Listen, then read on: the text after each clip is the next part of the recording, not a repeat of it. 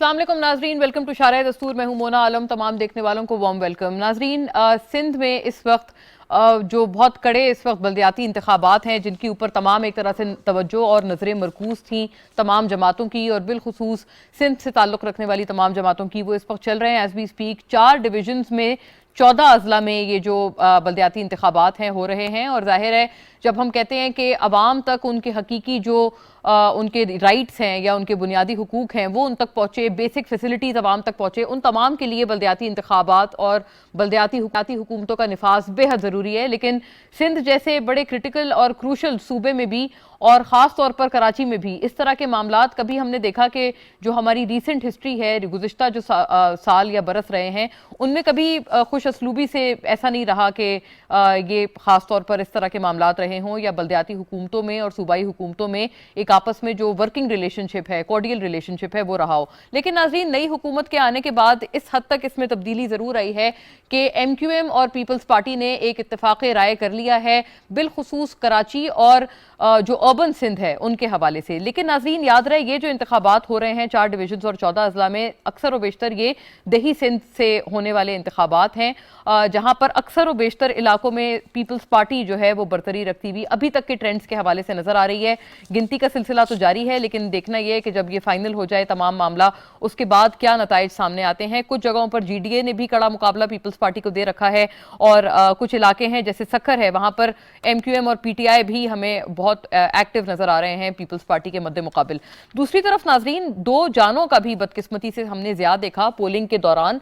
तकरीबन 9000 से जायद जो पोलिंग स्टेशन थे उनमें से अराउंड 1985 यानी तकरीबन 1980 जो पोलिंग स्टेशन या उससे जायद पोलिंग स्टेशन जो थे वो पुलिस ने इंतहाई हसास करार दे रखे थे।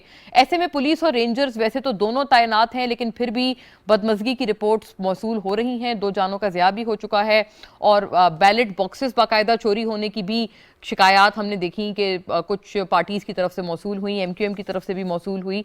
तो नाजरीन, एक तो ये जो नया नेक्सस है यानी MQM और पीपल्स पार्टी का नई हुकूमत के आने के बाद जब ये एक बेहतर नेक्सस इन दोनों ने कायम किया है, इन दोनों ने सियासी जमातों ने एक नया सियासी इत्तेफाक आपस में कायम किया है, क्या वाक़तन इसका कोई फ़ायदा हो पाएगा और बिलखुसूस अवाम को क्या इसका कोई फ़ायदा मिल पाएगा या कोई बेहतर अंडरस्टैंडिंग बल्दियाती निज़ाम के हवाले से सिंध में अब हो पाएगी या नहीं।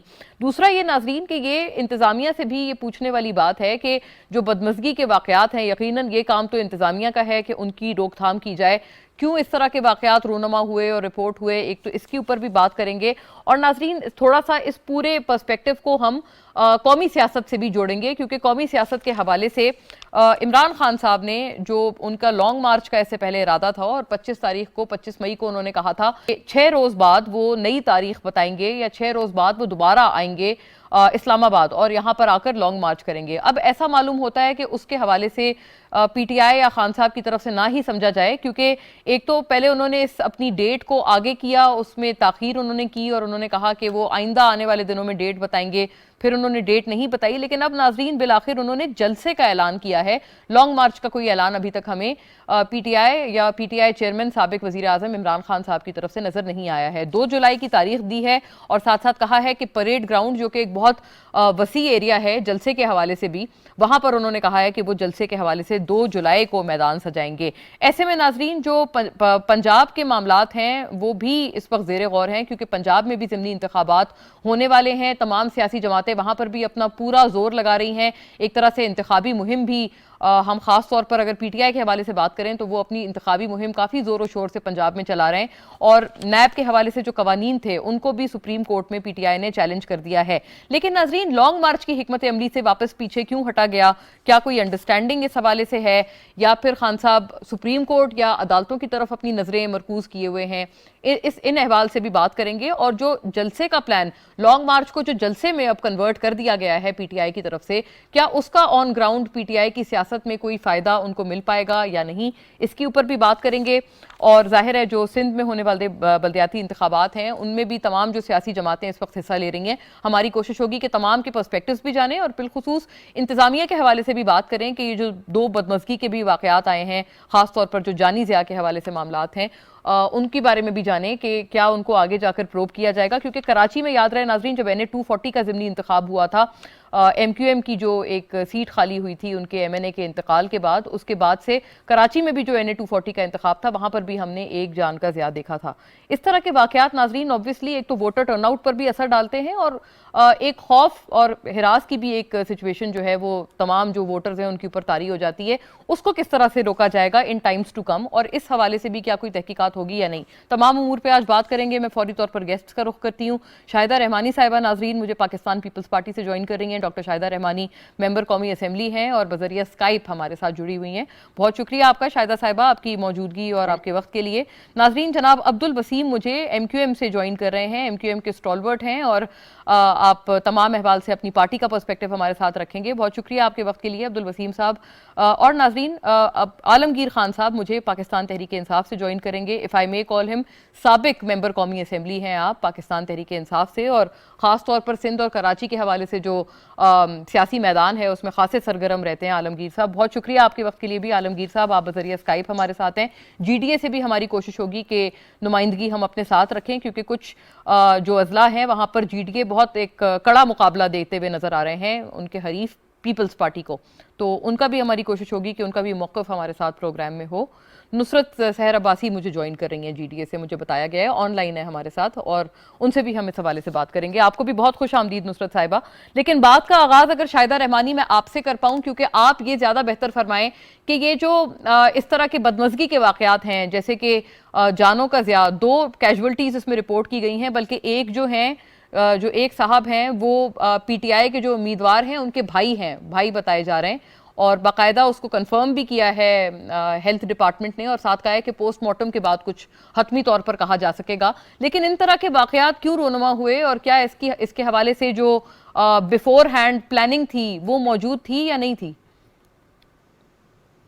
बहुत शुक्रिया। देखिए, सबसे पहले तो मैं इंतहाई अफसोसनाक वाक़या है, किसी की भी जान जो है वो सबसे ज़्यादा मोहतरम होती है, और इलेक्शन भी बहुत खुशाइंद होता है कि बल्दियाती इंतखाबात सिंध के अंदर हो रहे हैं, और ये बहुत ही खुशाइंद इक़दाम था। लेकिन मैं समझती हूँ कि जो सियासत के अंदर इस तरह का कल्चर है, ख़ासतौर पर इलेक्शन वाले दिन, ये जो अब नज़र आ रहा है, पहले सबसे पहले तो तमाम पॉलिटिकल जमातों के, जिस तरह आपने देखा चेयरमैन बिलावल भुट्टो जरदारी साहब ने कल रात एक मैसेज के थ्रू बाकायदा social media, electronic media, print media पे दिया कि तमाम वर्कर्स तहम्मुल के साथ इलेक्शन में जाएं और किसी किस्म की भी महाजराई से गुरेज करें। नुसरत साहिबा, मैं आपकी तरफ अगर आऊं, आप बताइएगा क्या एक्सपेक्ट किया जाए, क्योंकि काफी ऐसे अजला हैं जहां पर GDA ने अच्छा मुकाबला दिया हुआ है, जैसे मीरपुर खास है, उमरकोट है, थरपारकर है, सांगड़ है, तो ये कुछ एरियाज हैं जहां पर GDA काफी एक कड़े मुकाबले में नजर आ रही है। कश्मीर भी उनमें से एक है। तो ये इसके बारे में बताइएगा, क्या आप क्या तवक्को रखती हैं, आपकी जमात क्या तवक्को रखती है अभी इन बल्दियाती इंतखाबात से? Thank you so much Mona.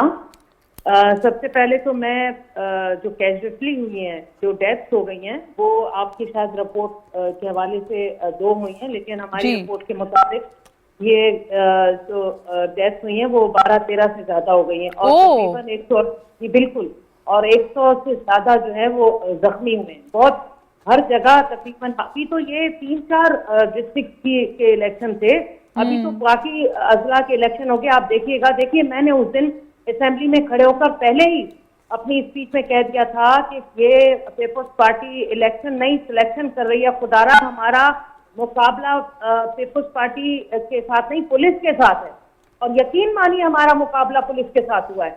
पूरे जितने खैरपुर हो गया, सांगड़ हो गया, उमरकोट हो गया, मीरपुर खास हो गया, सत्थर हो गया, हर जगह इन लोगों ने बाकायदा पुलिस पूरी मशीनरी, मैं आई विटनेस हूँ, मैंने खुद देखा है, गवर्नमेंट की व्हीकल्स, गवर्नमेंट की पुलिस मोबाइल वहाँ बाकायदा इनके वर्क कर रही हैं, उनमें ये गाड़ियों में पुलिस मोबाइल में खड़े हुए वर्क कर रहे हैं, डांस कर रहे हैं बाकायदा लोगों को। और जहाँ पर थ्रेट किया जा रहा है, डराया, जैसे आपने कहा ना, आपने अपने इंट्रो में कहा कि इस तरह जब वाकयात होते हैं ना कि डेथ हो जाती, मर जाते, तो ये खौफ और दहशत फैलाने वाली बात होती है। और वैसे भी पूरी सिंध में जो कमिश्नर हैं, डिप्टी कमिश्नर हैं, जितने भी पुलिस ऑफिसर हैं, वो सारे के सारे पीपल्स पार्टी के रखे हुए हैं। हम तो पहले से रोना रो रहे थे। मैंने उस दिन असेंबली में खड़े होकर हाथ जोड़ के कहा था चीफ जस्टिस ऑफ पाकिस्तान को, चीफ ऑफ आर्मी स्टाफ के, कि खुदारा ये खूनी इलेक्शन होने जा रहा है, क्योंकि इन्होंने बाकायदा प्लानिंग की हुई थी कि पूरी सिंध में, और आप ये भी देख लीजिएगा मोना, आप जरा अपनी लिस्ट निकालिए और पूरी कराची से कश्मीर तक जहां जहां इलेक्शन हो रहा है, यानी होगा अभी तो एक मरहले में हुआ ना, जितने भी पीपल्स पार्टी के MPs MLAs हैं, मेजॉरिटी में ये लोग बड़े फखरिया कर रहे हैं, हम लोग अनअपोज हो गए, हम लोग अनअपोज हो गए। तो भाई कैसे नहीं अनअपोज होंगे आप लोग?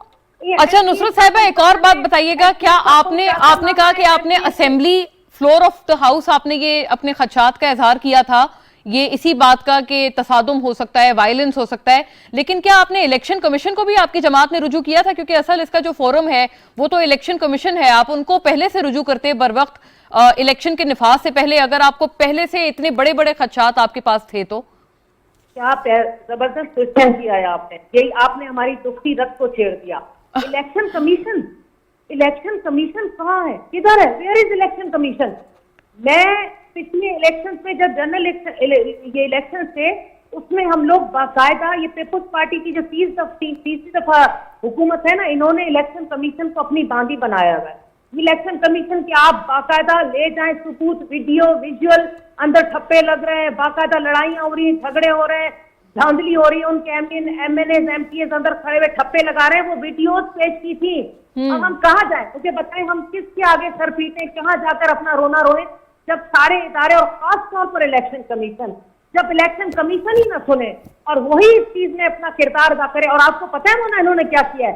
इन्होंने इलेक्शन से पहले सारे हल्के जितने भी थे उसमें जो डिलिमिटेशन की है ना, उस मेरे खुदा, इतनी बड़ी धांधली, यानी लोगों के वोट हल्के इन्होंने चेंज कर दिए, यानी इलाके उन्होंने चेंज कर दिए, जिनके वोटर्स के थे, वोटर बेचारे ढूंढते फिर रहे, हमारे वोटर्स ढूंढते फिरे, मेरा तो वोट यहाँ था, मैं तो जिंदा हूँ, मुझे मुर्दा करार दे दिया, मुझे तो मेरा वोट दूसरे पता नहीं किस गांव में ले गए।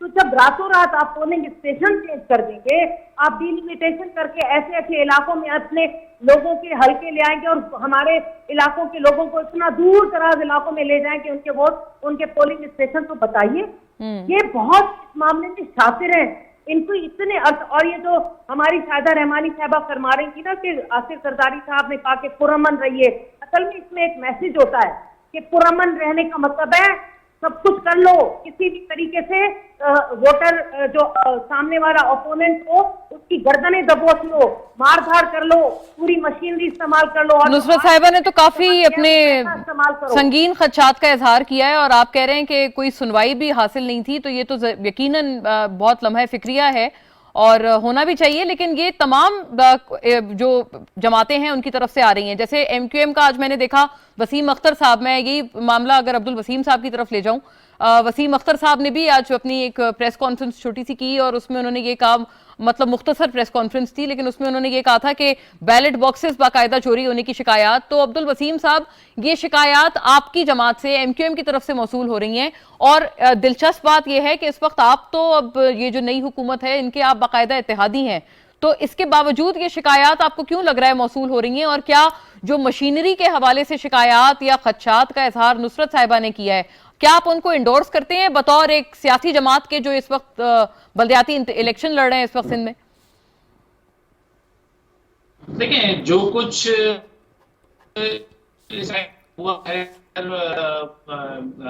क्या कहते हैं, अपना रिजल्ट आना शुरू हो गए हैं, लेकिन जो कुछ वहां हुआ है वो अच्छी शक्ल नहीं है।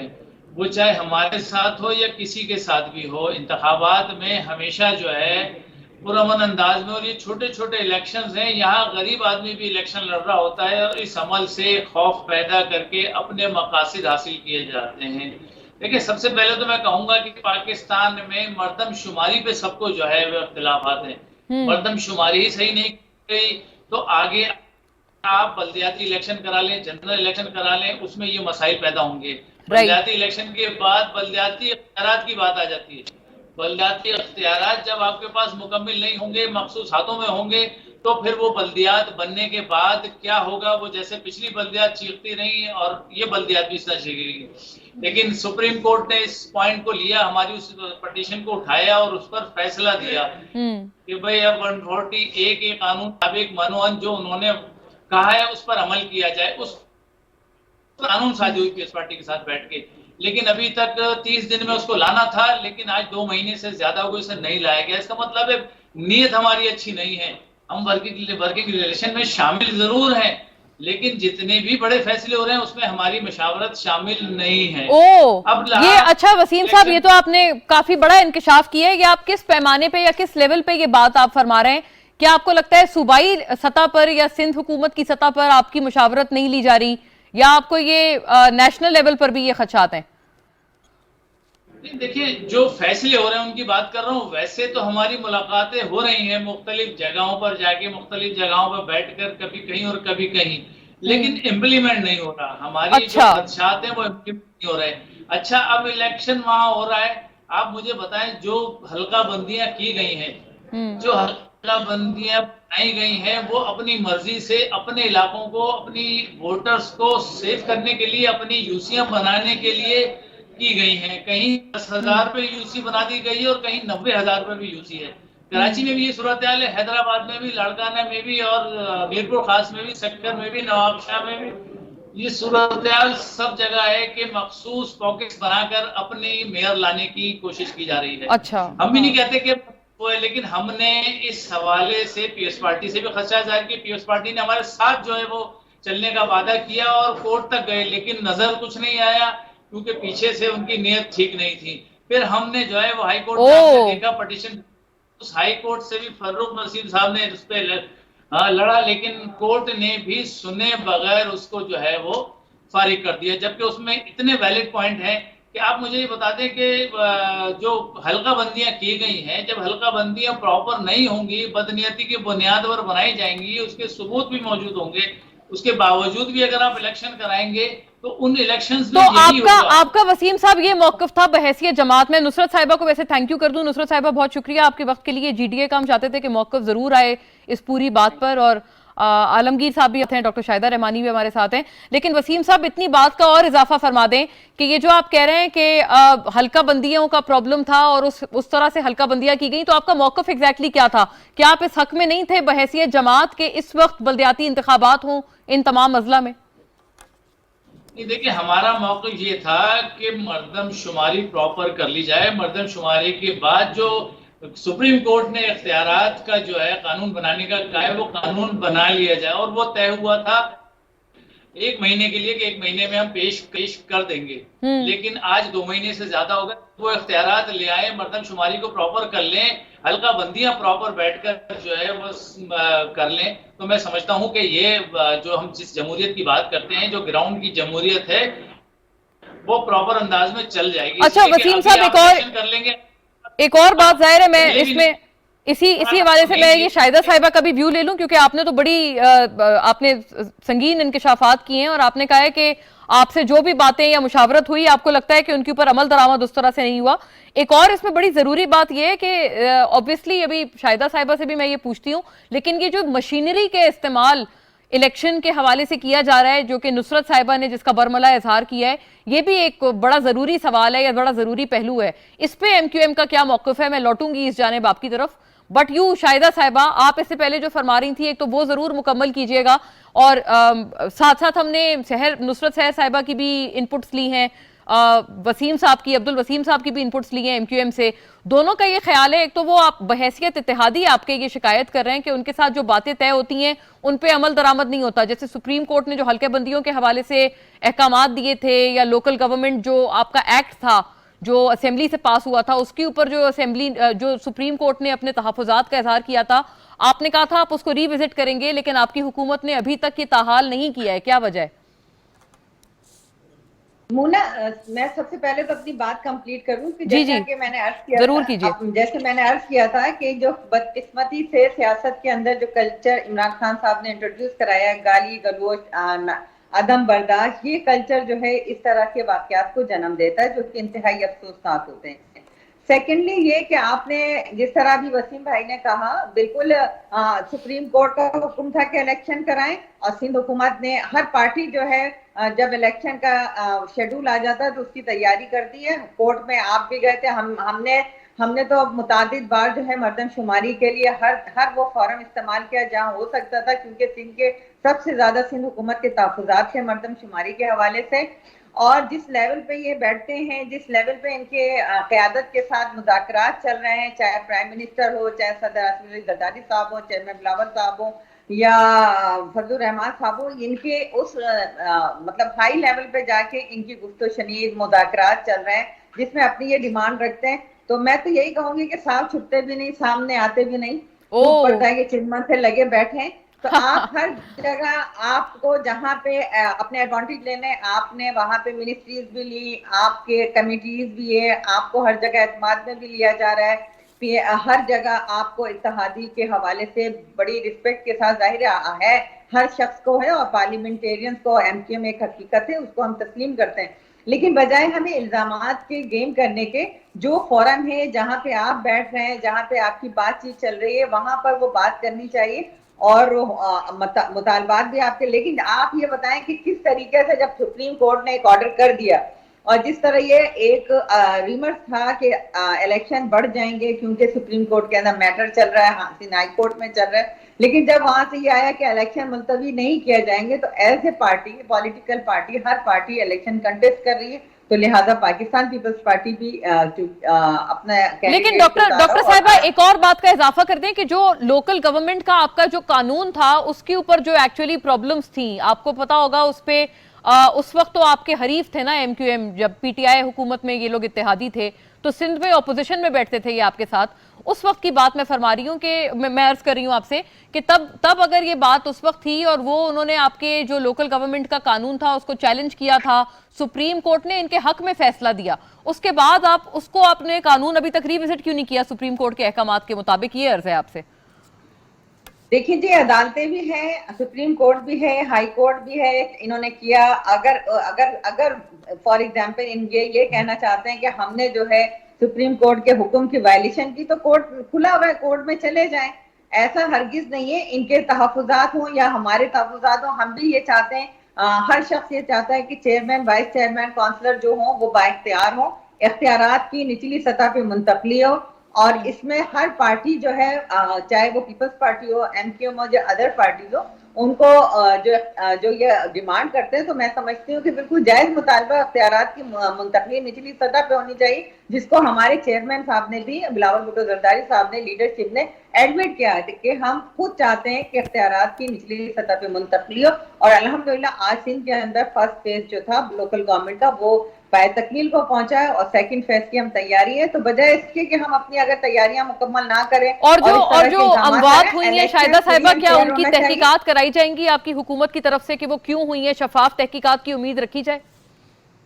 जी बिल्कुल, मैं समझती हूँ किसी भी इंसानी जान का हमारे लिए उतना ही एहतराम है, और ये बहुत ही बड़ा लॉस है जो भी जाने जाया हुई है, और इसकी बिल्कुल इंक्वायरी भी होनी चाहिए, और जो भी इसका जिम्मेदार है उसके खिलाफ कार्रवाई भी होनी चाहिए। सही, आप कार्रवाई की और इंक्वायरी की हिमायत करती हैं। मुझे आलमगीर साहब भी ज्वाइन कर चुके हैं, लेकिन मुझे बताया जा रहा है गालिबन स्काइप उनका कनेक्ट। ओके, आलमगीर साहब मेरे साथ ऑनलाइन है, आई थिंक स्काइप में उनके कोई इशू है, इस वजह से हमारे साथ ऑनलाइन है। लेकिन मैं अगर यही बात आपकी तरफ ले जाऊं आलमगीर साहब, मैं ज़ाहिर वसीम साहब का भी इस पे इनपुट बड़ा ज़रूरी है क्योंकि शायराना अंदाज में मुखातिब किया है शाहिदा साहिबा ने एमक्यूएम की तमाम जो उस वक्त उनका कंडक्ट है उसको, लेकिन उस पर भी बात करेंगे। आलमगीर साहब आप पहले बताइएगा क्या एक्सपेक्ट किया जाए, ट्रेंड्स क्या हैं, और जो ये दही इलाके हैं इनमें हमें जो ज्यादातर जगहों पे पीपल्स पार्टी नजर आ रही है डोमिनेंट अभी तक के ट्रेंड्स के हिसाब से, जीडीए कुछ इलाकों पे मुकाबला दे रही है, लेकिन हमने ऐसा देखा है कि ज्यादातर जो इलाके हैं वहां पर पीटीआई की उस तरह से प्रेजेंस नहीं है। क्या आप बहैसियत एक बड़े सरगर्म कारकुन के पीटीआई के, क्या आपको ये बात लगती है, आप एक बड़े सरगर्म लीडर हैं अपनी जमात के, कि आप उस तरह से दही इलाकों में अपनी एक प्रेजेंस नहीं बना पाई है पीटीआई अभी भी सिंध में? देखिए, नंबर वन ये कि इलेक्शन कमीशन वो बिल्कुल नाकाम हो चुका है एक फ्री एंड फेयर इलेक्शन देने में कौम को। सिंध इसकी वाज़ेह मिसाल है। हमने ये देखा इस बल्दियाती इलेक्शन में जो दही इलाकों में हुआ, प्री पोल रिगिंग की गई, वहां पे एमएनए एमपीए कैंपेन कर रहे थे, हल्के में जाकर इफ्तिताई तकरीब चल रही थी, सरकारी स्कीम लाई जा रही थी इलेक्शन कैंपेन के दौरान। हमने देखा कि हमारा एक कैंडिडेट लाड़काना से इमाम अली उसका होता, बल्ले का सिंबल उसको अलॉट होता, और इलेक्शन आज के दिन बैलेट पेपर पे उसका निशान नल का यानी निशान ही तब्दील कर दिया जाता। और इसमें मैं इलेक्शन कमीशन को दोष ना दूं तो किसको दूं? और फिर ये मामला थोड़ा समझाइएगा हमें आलमगीर साहब, क्या इंतखाबी निशान क्यों तब्दील किया गया? ये किसका इंतखाबी निशान है नल का? हमारा कैंडिडेट होता इमाम अली लड़काना में, जिसको बल्ले का निशान दिया जाता है कमीशन की जानिब से, पीटीआई का कैंडिडेट था। सही, राइट। आज जब बैलेट पेपर पर देखा तो वहां पर नलके का निशान था उसके साथ, पीटीआई का निशान ही तब्दील कर दिया। और ये जिम्मेदारी इलेक्शन कमीशन पे आयद होती है। इन्होंने बाकायदा इलेक्शन कमीशन को मिला के इंजीनियर्ड इलेक्शन किए। यहाँ पे टंडो आदम में हमारे कारकुन को वहां शहीद किया गया। इससे पहले जितने हमारे जो तजवीज कंदा जो सेकेंडर प्रोपोजर होते उनको धमकाया जाता। टंडो मोहम्मद खान में एक प्रोपोजर को घर से उठा के लेके करंट के शॉक्स लगाए इनके कैंडिडेट ने। तो ये एक लंबी जो है वो फहरिस्त है जो इन्होंने हरकत की है इस इलेक्शन में। आप माजी के कराची की मुसल्ला तंजीमें भूल जाएंगे जो इस वक्त पीपल्स पार्टी ने वहां किया है, और इलेक्शन कमीशन मुलविस है। मैं समझता हूँ बिलावल हाउस और नोडेरो से ये सारा इलेक्शन कमीशन चल रहा था, नाकाम हुए ये लोग। और कानून नाफिज करने वाले इदारे भी, चाहे वो पुलिस हो या दीगर, वो भी नाकाम हुए अमन और अमान की सूरत हाल को बरकरार रखने। अच्छा आलमगीर साहब, एक और बात का इजाफा कीजिएगा कि थरपारकर में एक तो पीटीआई हमें मद्दे मुकाबिल नजर आ रही है, पीपल्स पार्टी के ट्रेंड्स के हिसाब से मैं अर्ज कर रही हूँ। दूसरा सखर में नजर आ रही है, वहां पर एमक्यूएम भी है लेकिन पीटीआई भी नजर आती है मद्दे मुकाबिल। ये बताइएगा क्या वजह है कि दीगर जो अजला हैं, 14 अजला, उसमें पीटीआई उस तरह से हमें नहीं नजर आ रही है? मतलब जो टॉप 3 आप कह लें कंटेंडर्स हैं, पार्टीज हैं, उनमें पीटीआई नहीं है दीगर अजला में, क्या वजह है? देखिए, हमारे इस वक्त हजारों कैंडिडेट लड़ रहे थे तहरीक इंसाफ के, और इमरान खान की बढ़ती हुई मकबूलियत का ही ये नतीजा है कि इस वक्त पूरे सिंध में हमारे कैंडिडेट पीपल्स पार्टी का मुकाबला कर रहे थे। ये लोग एक सिस्टम के तहत इलेक्शन, डीसी इनका सरगर्म रहता है इलेक्शन में, एसपी इनका सरगर्म रहता है इलेक्शंस में, एसएचओ इनका सरगर्म रहता है इलेक्शंस में। वो धमकाता लोगों को। डीसी में लोगों की, डीसी ऑफिस में लोगों की जमीन की जो है वो खाते चेंज होते, किसी का पानी बंद कर दिया जाता जो इनके खिलाफ जाता। तो इस माहौल में जो वहां इन्होंने कायम किया कि माफिया के तर्ज पर ये इलेक्शन लड़ते हैं, ये कोई एक आम शख्स के लिए वो मजाक है कि वो इनके आगे खड़ा हो। जहाँ सारे इंतजामी मशीनरी आपके खिलाफ लग जाए तो मकसद सही। गोया ये कि आपका ये मौकफ है कि इस वजह से जो है वो उस तरह से आपकी जमात कंटेस्ट तो कर रही है इलेक्शंस, लेकिन आप कह रहे हैं कि इस वजह से टॉप 3 जैसे जो टॉप 3 जमातें हैं। मेरा मौकफ ले लेती, मेरा ये मौकफ है कि कंप्लीट बोगस इलेक्शन है। ये कोई हकीकी आपको नताइज नहीं मिलेंगे, ना हकीकी रिजल्ट्स आएंगे, ना हकीकी कैंडिडेट्स आएंगे। ये बदमाशी की बुनियाद पे। राइट आलमगीर साहब, मेरा यही आपसे अर्ज था कि हमें पीटीआई मद्दे मुकाबिल टॉप 3 जमातों में क्यों नजर नहीं आ रही, अदर देन 2 जो बाकी 12 अजलाएं उनमें क्यों नजर नहीं आ रही? तो वही मेरा अर्ज है कि आप यही कह रहे हैं ना उसकी डिफेंस में या उसकी जस्टिफिकेशन में कि जो इस वक्त माहौल है उस वजह से हकीकी कैंडिडेट्स अपने उस तरह से बरतरी नहीं ले पा रहे हैं इलेक्शन में जो उनको लेनी चाहिए। यही है ना आपकी बात? बिल्कुल, बिल्कुल। राइट। मैं इसी को आगे बढ़ाती हूँ। ये जाहिर है तमाम के इनपुट्स इसमें चाहिए। अब्दुल वसीम साहब, आपको शायराना अंदाज में जो मुखातिब किया है डॉक्टर शाहिदा रहमानी ने, उसका भी जवाब फरमाइएगा। वो कहती हैं साफ छुपते भी नहीं और सामने आते भी नहीं, ये क्या वजह है? आप रेलेवेंट फोरम पे जाकर अपनी शिकायत क्यों नहीं कर रहे? और अगर वाकईतन आपको इतने प्रॉब्लम्स हैं या शिकायत हैं, आप सुप्रीम कोर्ट भी जा सकते हैं अगर आपको पीपल्स पार्टी खिलाफ वर्जी करती हुई नजर आती है सुप्रीम कोर्ट के अहकामात की। देखिए, शाहिदा मेरी बहन है। हमने डंके की चोट पे जो है साइन कराए हैं और तमाम पार्टियों के साइन कराए हैं। हम छुप के साइन नहीं कराए, बल्कि हमने सबके सामने बैठकर, यहाँ तक के बिलावल साहब ने भी खुद साइन किए हैं और जरदारी साहब ने भी उसको एक्सेप्ट किया है कि आपकी जो पॉइंट है वो जायज है और उसको होना चाहिए। तब हमने जो है ये वर्किंग रिलेशनशिप जो है हमने बनाया था। और उसके अलावा आप ये अभी शायद इन्हें ये भी नहीं पता कि हाई कोर्ट ने फैसला दिया या सुप्रीम कोर्ट ने फैसला दिया। बल्दियाती जो इलाके के हवाले से फैसला है वो हाई कोर्ट ने दिया है, और जो 140A का फैसला है वो सुप्रीम कोर्ट ने दिया है। सुप्रीम कोर्ट ने कहा है कि भाई हुकूमतें जो है वो फैसला करें और कानून साजी करें। अब हाई कोर्ट या सुप्रीम कोर्ट कानून साजी नहीं करेगा हमें बुला के, तो हमें करनी है, हमें मिलकर करनी है। अगर वर्किंग रिलेशनशिप बनाया है तो उस कानून साजी को जो टाइम दिया गया उसमें प्रॉपर अंदाज में कर लें। इलेक्शन हो गया, अब इलेक्शन जो है वो दूसरे फेज में जा रहा है। अगर कानून साजी हो जाएगी तो जो भी बल्दी आएगी बाइख्तियार आएगी, और ये कह रही हैं कि नीचे हम इख्तियार मुंतकिल करेंगे, तो कैसे करेंगे? इख्तियार होगा तो नीचे मुंतकिल होगा, पैसा होगा तो नीचे मुंतकिल होगा, काम करेंगे तो नीचे मुंतकिल होगा।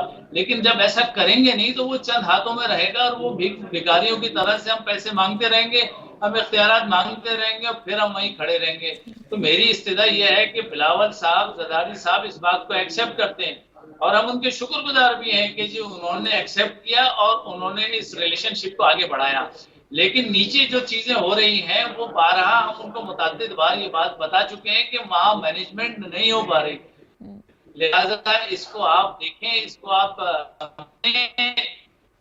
और इसको आगे बढ़ाएगी तो वसीम साहब, फिर आपको कोई उम्मीदें हैं कि आपके तहफ़्फ़ुज़ात को एड्रेस किया जाएगा, पीपल्स पार्टी आपके तहफ़्फ़ुज़ात दूर करेगी? मैं आपसे उम्मीद के हवाले से अर्ज कर रही हूँ, क्या आपको उम्मीद वाबस्ता है अभी भी? जी बिल्कुल उम्मीद वाबस्ता है। नाउम्मीद तो हम किसी से भी नहीं होते। हमने हर जगह जब भी कोई बात की है तो उम्मीद के साथ ही की है, लेकिन नाउम्मीदी ये रही कि कराची के साथ, हैदराबाद के साथ या सिंध के शहरों के साथ किसी ने वफा नहीं की। हमने पिछले तमाम हुकूमतों में ये इल्जाम हमने सहे कि जब हुकूमत में रहते हैं, हमारी जितनी वर्थ है उतना हुकूमत में रहते हैं, और कोई भी आदमी इलेक्शन लड़ता है तो वो अपने लोगों को फैसिलिटेट करने के लिए जो है इलेक्शन लड़ता है ताकि वो आगे जाके फैसिलिटेट करते हैं। हमने भी यही किया, लेकिन जो पार्टियों का रिस्पांस है वो कराची या हैदराबाद या सिंध के शहरों के लिए वो रिस्पांस नहीं मिला और ना ही आज तक मिला है। अब एक वर्किंग रिलेशनशिप बना है जिसमें तमाम पार्टियों ने शोर किया है कि हम आपके साथ खड़े होंगे और अच्छा होगा इंशाल्लाह। ठीक है, राइट। मैं शाहिदा साहिबा से ये बात पूछती हूँ। शाहिदा साहिबा, शिकायत आपके जो सिर्फ हरीफ हैं उनकी तरफ से नहीं आ रही, क्योंकि हरीफ तो चले, आपकी जो ओपोनेंट इस वक्त पार्टीज हैं वो पीटीआई है या जीडीए है, लेकिन एमक्यूएम तो आपकी इत्तेहादी है, उनकी तरफ से भी मिलती जुलती कंप्लेंट्स हैं। फिर उन पे जो अभी आलमगीर साहब ने फरमाया उसमें उन्होंने बहुत हद तक इंटेंसिटी का इजाफा किया। उन्होंने कहा तशद्दुद की शिकायत और पुलिस के बेजा इस्तेमाल की शिकायत, ये तमाम तर चीजें सामने, और उनको कोई फोरम भी नजर नहीं आता कि कहां जाकर इनका अजाला करवाएं। देखिए जी, आलमगीर साहब जिस पार्टी को रिप्रेजेंट कर रहे हैं उनका ये हाल हो गया है कि उनको कैंडिडेट नहीं मिल रहा है, और यही वजह है कि आज उनको बदतरीन जो है शिकस्त का सामना है। जो टॉप में ये तो सिलेक्टेड थे, अब ये कभी इलेक्टेड होकर तो आए नहीं। आपको याद होगा कि लास्ट जब बल्दियाती इंतखाबात हुए थे 2015 में, तो इनका नामो निशान नहीं था, और यही कंडीशन आज है, क्योंकि ये हमेशा एम्पायर की उंगली की तरफ देखते हैं और इल्जामात लगाना, इस तरह के बहतान लगाना, इनकी क़यादत से लेके इनके वर्कर तक की यही तरबियत है कि आप झूठे इल्जामात लगाएं, राह फरार इख्तियार करें। और यही वजह है कि ये अब सिर्फ राह फरार इख्तियार करेंगे, झूठ बोलेंगे, बहतान लगाएंगे।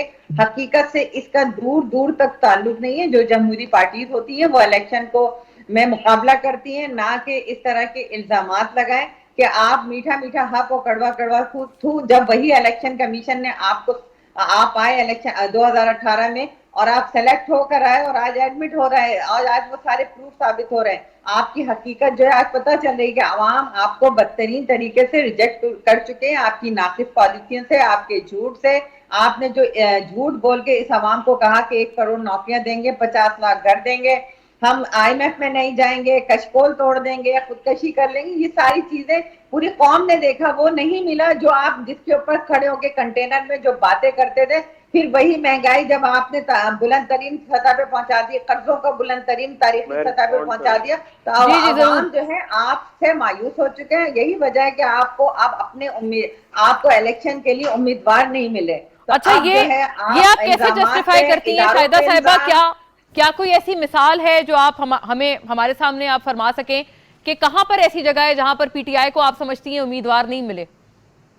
देखिए जी, सिंध में कई जगह ऐसी हैं जहां भी आज इलेक्शन हुए फर्स्ट फेज में, इनको कैंडिडेट नहीं मिले, और जो हाँ मिले भी हैं, आप खुद देख लें कि वो अगर आजाद हैसियत में लड़ रहे हैं, वो बल्ले का निशान नहीं लेना चाहते। तो ये इलेक्शन कमीशन पे इल्जामात और बहतान लगा रहे हैं, एक इदारे पे लगा रहे हैं ना सिर्फ इदारों ये जो आलमगीर साहब ने बात की, आप कह रही हैं कि ये दरअसल उस कैंडिडेट की अपनी ख्वाहिश थी कि वो बल्ले के निशान पे इलेक्शन ना लड़े। देखें जी, अदालतें भी खुली हैं, इलेक्शन कमीशन भी खुला है, अगर किसी के साथ ज्यादती हुई है तो वहां पे उसका इजाला होता है। ये भी कोर्ट में आए, जब कोर्ट में जाते हैं या इलेक्शन कमीशन में इनके हक में फैसला आ जाता है तो कहते हैं कि जी बहुत अच्छा है, लेकिन जब इनके खिलाफ आ जाता है और तो फिर ये कहते हैं कि जी इलेक्शन कमीशन भी बुरा है, इदारे भी बुरे हैं, सब लोग बुरे, पार्लियामेंट भी बुरी है। पार्लियामेंट पे आपने देखा किस तरह आइन शिकनी करवाई गई, पार्लियामेंट पे अंदर से बाहर से हमले करवाए गए, तो ये इनका वतीरा रहा है। अच्छा, इसी कंटिन्यूटी में दूसरे अपने मौजू को भी इसी तरह से डिस्कस कर लेते हैं। मैं आलमगीर साहब की तरफ अगर ये मामला ले जाऊं, साहब अवाम मायूस हैं, दरअसल आपको इलेक्शंस में कैंडिडेट नहीं मिले, जो नलके का निशान दिया गया वो एक्चुअली आपके अपने उम्मीदवार की ख्वाहिश थी कि वो बल्ले के निशान पे लड़े ही नहीं। तो इस तरह की जो एक डिफायंस है वो शाहिदा साहिबा ने आपके तमाम आर्ग्यूमेंट को के हवाले से दिखाई है। एक तो इस पे फरमाइएगा, और दूसरा इजाफा ये भी कर दें कि खान साहब ने अब परेड ग्राउंड में उन्होंने रैली का अनाउंसमेंट किया है, जलसे का वो कह रहे हैं इनेकाद 2 जुलाई को, लेकिन वो लॉन्ग मार्च कहाँ गया जिसके हवाले से 25 मई को कहा गया था कि 6 रोज बाद हम दोबारा आएंगे। नंबर 1 ये कि मायूसी की बात करें, खुदा को माने, इस वक्त आपकी गवर्नमेंट है, आप इम्पोर्टेड हुकूमत आप है इस वक्त। ठीक, आज हाल ये है कि 50 रुपए मजीद लेवाई टैक्स लगाया जा रहा है पेट्रोल की मसनूआत पे, मजीद इसमें इजाफा होगा महंगाई में।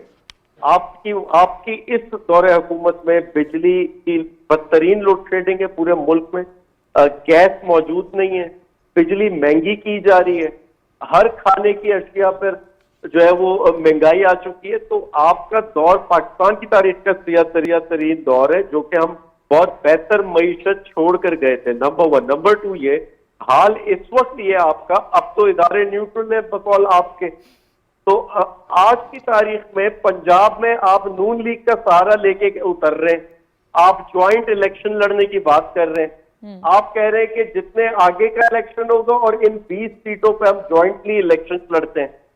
तो ये तो आपका आज की तारीख में हाल है। मकसद सिर्फ ये है, देखें मैं फिर से कहूं, मैं इलेक्शन कमीशन पर अगर इल्जाम लगा रहा हूं एक सब्सटेंस की बुनियाद पे लगा रहा हूं, मैं जो बात कर रहा हूं वो वाकईतन मौजूद है, उसके फैक्ट्स एंड फिगर्स मौजूद है। हमारे कैंडिडेट के साथ ये सब किया गया। मैं अगर बात कर रहा हूँ टंडो आदम में हमारा बंदा वहां शहीद हुआ है, वो मीडिया पर चला है, जाहिर है वो तो एक फैक्चुअल बात है, जहां तक वो आपके कारकुन की शहादत का मामला है। लेकिन आलमगीर साहब एक देखें, इसी पे काउंटर सवाल ये आ जाता है कि इतनी सख्त तरीन आपकी शिकायत हैं, खदशात हैं, इल्जामात हैं हुकूमत के हवाले से, फिर उसके बावजूद आप लोग लॉन्ग मार्च क्यों नहीं कर रहे, जो कि खान साहब ने खुद फरमाया था कि 6 रोज बाद वो आएंगे। 6 रोज बाद तो दूर की बात, उन्होंने तारीख तक अपनी दी है और अब सिर्फ 2 जुलाई को एक जलसा हो रहा है। ये एक तो ये कि ये सियासी अमल है, इसमें कोई ऐसा नहीं होता, ये कोई 3 घंटे की फिल्म नहीं है कि एक्शन हुआ और बीच में इंटरवल हुआ और फिर फौरन क्लाइमेक्स हो गया। आप स्ट्रेटेजी बनाते हैं अपने हिसाब से। इस वक्त हमारी स्ट्रेटेजी है, हमारा फोकस पंजाब के 20 सीटों के इलेक्शंस पर है। अगर उसमें हम मेजॉरिटी ले जाते हैं, इंशाल्लाह हम इस मुसल्लत शुदा इम्पोर्टेड हुकूमत को निकाल फेंकेंगे और हकीकी लोग आएंगे। तो सारा फोकस इस वक्त उधर है। नंबर 1। नंबर अच्छा, एक और तसादुम भी तो है आलमगीर साहब कि अगर आप पंजाब के इलेक्शंस को इतने जोरों शोर से लड़ रहे हैं और बहुत सीरियसली ले रहे हैं, तो दूसरी तरफ आपने कौमी असेंबली से इस्तीफा दे दिया है, तो दोनों जगह सेम लोग बैठे हैं ना जिनको आप कह रहे हैं कि ये मुसल्लत शुदा है। देखिए, पंजाब में इन्होंने पैसा चलाकर अमेरिकन इन्फ्लुएंस इस्तेमाल करके वह हमारे लोगों को जो है इन्होंने खरीदा, लोटा बनाया उनको। तो अब चूंकि उसकी वजह से हमारी मेजॉरिटी खत्म हुई, अब हम दोबारा मेजॉरिटी हासिल कर, तो यही तो आपका आलमगीर साहब वफाक में भी तो इल्जाम है ना, कौमी असेंबली में भी आपका यही इल्जाम है कि इन लोगों ने आपके लोगों को खरीदा, वहां से आपने रिजाइन कर दिया, लेकिन दूसरी असेंबली को आप हमारे लोगों के वोट नहीं गए उस तरफ, हमारे लोगों के सिर्फ नंबर गए, वोट नहीं गए। वोट उन्होंने इत्तेहादियों से लिए, इत्तेहादियों जी वफाक में यही हुआ, कौमी असेंबली में यही हुआ। मैं प्लीज बात कंप्लीट करूं, जी करें। लॉन्ग मार्च होगा, हर सूरत होगा, उसकी तारीख का तयन इमरान खान करेंगे। ये वार्म अप मैच है जो इस वक्त चल रहे हैं अपने लोगों को, और ये खुद अपने लिए खड्डा खोदते जा रहे हैं।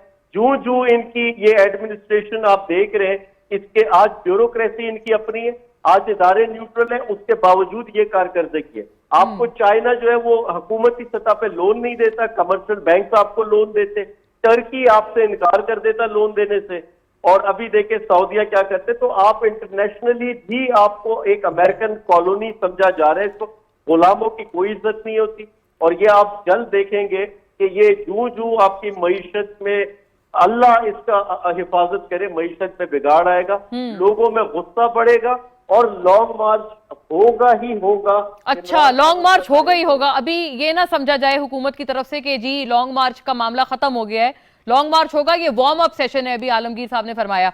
अब्दुल वसीम साहब, एमक्यूएम की सियासत खत्म हो जाएगी जब आप अगर इस नई हुकूमत के साथ आएंगे और आप पीटीआई से इत्तेहाद तोड़ेंगे, जो कि आपने तोड़ा जब आप उनके इत्तेहादी थे। ये तमाम तर बातें और आपके हवाले से एक पेशन गोई की थी पीटीआई ने। हमारा अपना एक तशख्खुस है, हम बाकायदा मुआहदे के तहत वहाँ गए थे, मुआहदे के तरीके के साथ गए थे, लिखा पढ़ी करके गए थे। तो कोई आदमी ये नहीं कह सकता कि जी हम जो है वो, क्योंकि हम इमरान खान के कोई कारकुन तो थे नहीं कि जी उनके साथ लगे रहते। हमने एक मुआहदे के तहत किया, वो मुआहदे पे अमल दरामद नहीं हुआ तो हमने बारहा मीटिंग्स की, बारहा राब्ते किए, बारहा इनके वफ्दी हमारे पास आए, यहाँ तक कि आखिरी टाइम वज़ीर आज़म साहब खुद तशरीफ लेकर आए। लेकिन जब वो आए तो उन्होंने ना कोई बात की, ना कोई चीज मांगी। डॉक्टर साहिबा, आप ये भी पहले फरमा दें कि ये काफी संगीन इल्जामात एक तो हैं, और दूसरा ये कि लॉन्ग मार्च का मामला खत्म नहीं हुआ, लॉन्ग मार्च होगा, अभी वार्म अप हो रहा है। आप लोग बिल्कुल रिलैक्स होकर ना बैठ जाएं। देखिए, जो सियासी पार्टियां होती हैं वो अपने सियासी मंशूर के हिसाब से चलती हैं, और आपने देखा कि पीटीआई कोई सियासी पार्टी नहीं थी, ये हम पर मुसल्लत की गई थी, एक सिलेक्टेड थे। और आपने पहले ही देख लिया कि वो लॉन्ग मार्च कितना नाकाम हुआ। उनके पास चंद लोग थे और अपना ये मुंह छुपाते फिर रहे हैं, कभी ये पिशावर चले जाते हैं, कभी कहाँ। दूसरी बात मईशत की गई, मईशत का जो सत्यानाश ये करके गए थे, और इमरान खान साहब और उनके हवाले जो ये ख्वाब देख रहे थे कि मुल्क की मईशत जो है मुल्क डिफॉल्ट हो जाए, तो इनका ये ख्वाब कभी पूरा नहीं होगा। अल्हम्दुलिल्लाह मुल्क जो है तरक्की के रास्ते पे गामजन हो चुके हैं।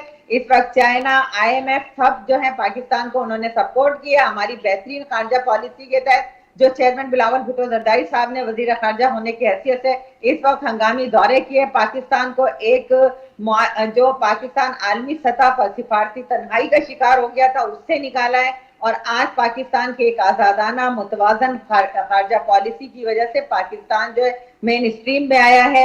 आप देखें कि फेडअप से निकालने की तैयारियां की जा रही हैं और अंदिया दे दिया गया है। तो ये वो लोग हैं जो पॉलिटिकल पार्टी से, लेकिन शाहिदा साहिबा, फेडअप का तो वो लोग कहते हैं कि तमाम क्रेडिट उनको जाता है। एक तो इसका भी जवाब बताएं। वो तो कहते हैं कानून साजी उनके दौर में हुई, और दूसरा ये भी बताएं कि लॉन्ग मार्च को फिर आप लोग कैसे निपटेंगी, आपकी हुकूमत अभी अगर लॉन्ग मार्च पे खान साहब आ गए हैं? देखिए, वो गुब्बारे से हवा निकल चुकी है, बार बार डेट दी जा रही है, बार बार जो है कहा जा रहा है कि अब लॉन्ग मार्च होगा तो ये होगा। अब वो बहाने ढूंढे जा रहे हैं। पूरी कौम ने देख लिया कि इन में अब कोई ऐसा दमखम नहीं रह गया, ये सिर्फ बातें हैं, चंद फूकों की मोहताज है। अच्छा, आपको यकीन नहीं है कि लॉन्ग मार्च होगा, राइट? नाजरीन, मुझे इख्तिताम करना होगा। आलमगीर साहब, माजरत के साथ इंशाल्लाह किसी और नशिस्त में इन बातों को आगे बढ़ाएंगे क्योंकि वक्त मेरे पास खत्म हो चुका है। खातून का और हजरात का बहुत शुक्रिया। डॉक्टर शाहिदा रहमानी हमारे साथ थी, आलमगीर खान साहब, अब्दुल वसीम साहब और नुसरत खैर अब्बासी साहिबा ने भी हमारा साथ दिया था। Thank you for watching. Allah Hafiz.